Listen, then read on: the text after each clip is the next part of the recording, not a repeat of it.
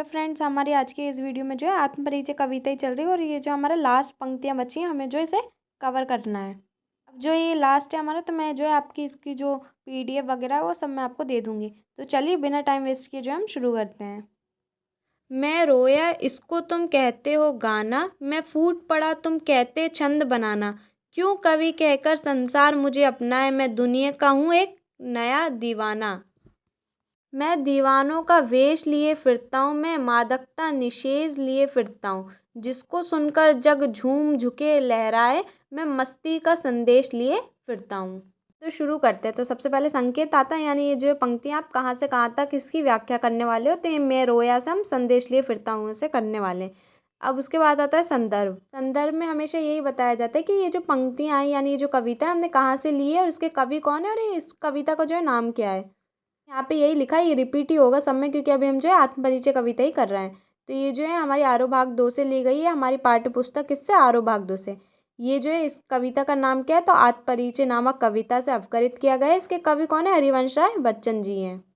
उसके बाद आता है प्रसंग। प्रसंग में हमेशा यही बताया जाता है कि ये जो कविता है यानी ये जो पंक्तियाँ हैं इसमें कवि जो है क्या बताना चाह रहा है। आप समझोगे एंड में तो आपको पता ही चल जाएगा, तो आप मन से लिख लेना, लेकिन अभी मैं समझा देती हूँ इसमें क्या लिखा है।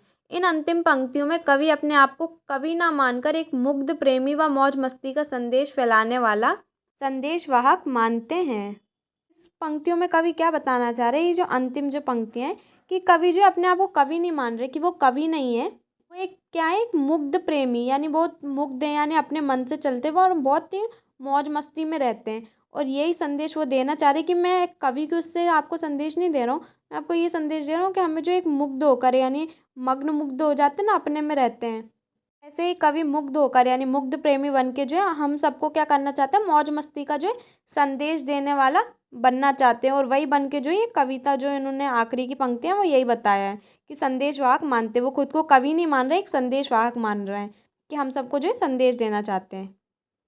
तो अब जो पंक्तियों को और अच्छे से समझने के लिए जो आपको थोड़े शब्दार्थ देख लेते हैं कि कठिन कठिन शब्द के इनके मतलब क्या हैं। तो इनके मतलब बहुत ही ईजी है और बहुत ही ईजी है ये।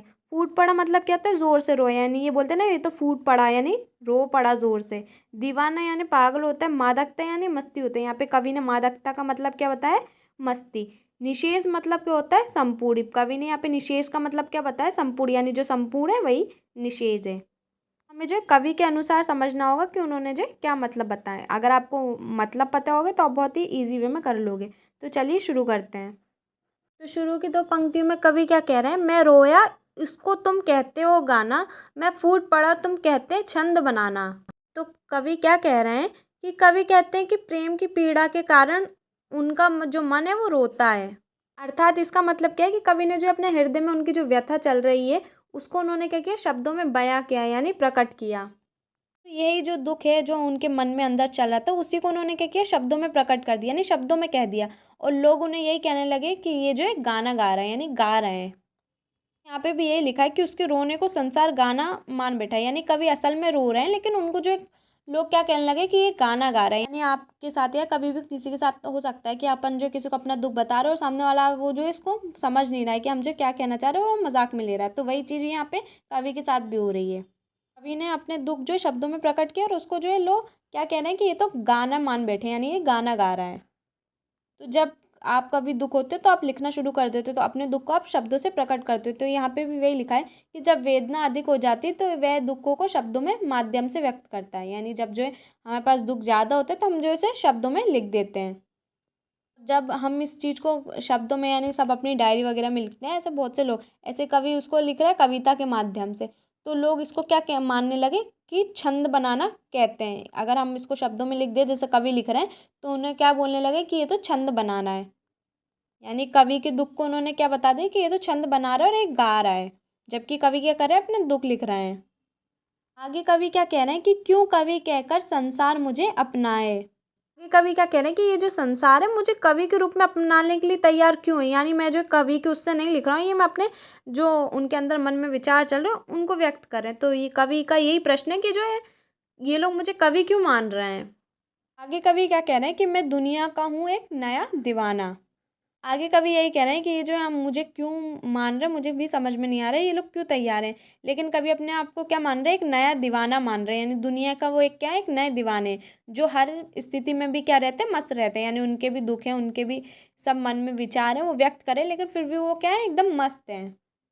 कवि अपने आप को क्या मान रहे हैं, एक नया दीवाना मानते हैं।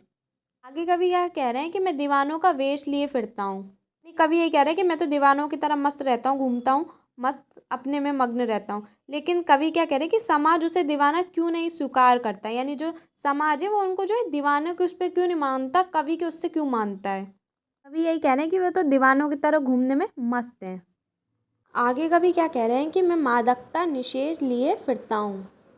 तो मादकता मैंने आपको बताया था कि यहाँ पे मादकता क्या है, मस्ती है, और निषेध यानी संपूर्ण है। कवि का कहने का ये मतलब है कि जो है मादकता है यानी जो मस्ती है, वो जितनी भी उनके पास शेष रह गई है यानी बच गई है, तो वो क्या कर रहे हैं, उसे लिए क्या कर रहे हैं, घूम रहे हैं। और कवि की ये मस्ती को लेकर पूरा संसार जो है झूम उठता है। यानी जो मादकता यानी जो मस्ती है कवि के पास जितनी भी रह गई है, क्योंकि वो अंदर से क्या दुखी है, तो वो क्या कर रहे हैं, शेष, निशेष यानी संपूर्ण होता है, लेकिन शेष यानी जो बच गई है यानी शेष रह गई हैं, उसके लिए वो घूम रहा है। और जो दुनिया जो संसार है उनकी ये मस्ती से क्या हो रहा है, वो झूम उठ रहा है। यानी बची हुई मस्ती को लेकर कवि घूम रहा है और उससे जो है लोग खुश हो रहे हैं यानी झूम उठ रहे हैं।